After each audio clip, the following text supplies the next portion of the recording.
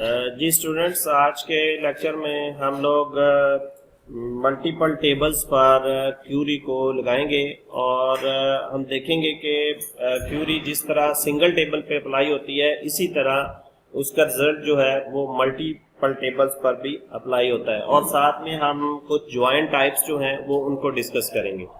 मेरे पास यहाँ पे एक डेटाबेस खुली हुई है आपकी एक्सरसाइज फाइल में से। मैं क्रिएट टैब पर जाता हूँ और यहाँ पे हमारे पास क्यूरी डिज़ाइन के अंदर हम क्लिक करते हैं और दो टेबल हम शो कर लेते हैं। एक हमारे पास कंट्री टेबल और एक कस्टमर टेबल, और हम इसको क्लोज कर देते हैं। आप देख रहे हैं कि इन दोनों टेबल्स के दरमियान एक रिलेशनशिप बना हुआ है और ये वन टू मैनी का रिलेशनशिप है।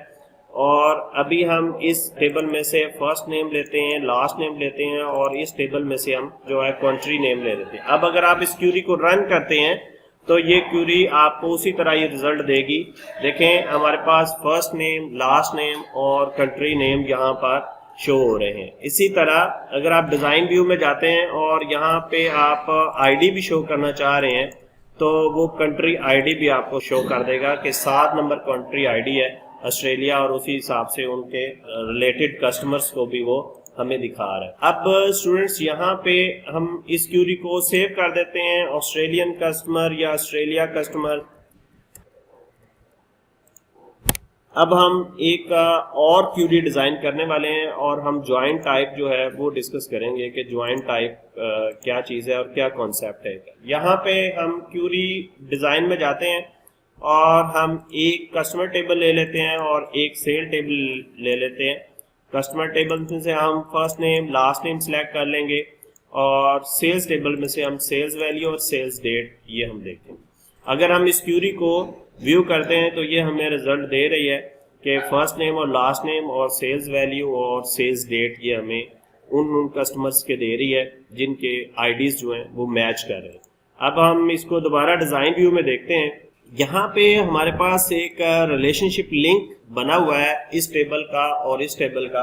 अगर हम इस लिंक पर डबल क्लिक करते हैं तो हमारे पास एक डायलॉग बॉक्स खुल जाएगा। इस डायलॉग बॉक्स में 3 ज्वाइंट टाइप्स जो हैं वो दी हुई हैं। पहली ज्वाइंट टाइप हमें बता रही है कि only include rows where a joint field from both tables are equal, कि वही रोज लेनी है जिनमें ज्वाइंट फील्ड दोनों में इक्वल है।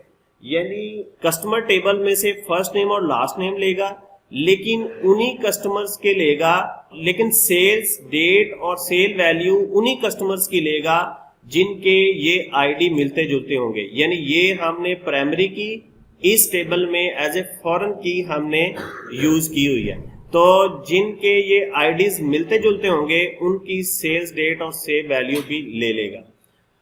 इसको हम अगर ओके करते हैं तो रिजल्ट मैंने ऑलरेडी आपको दिखाया इस तरह, ये इसने क्यूरी का रिजल्ट दे दिया।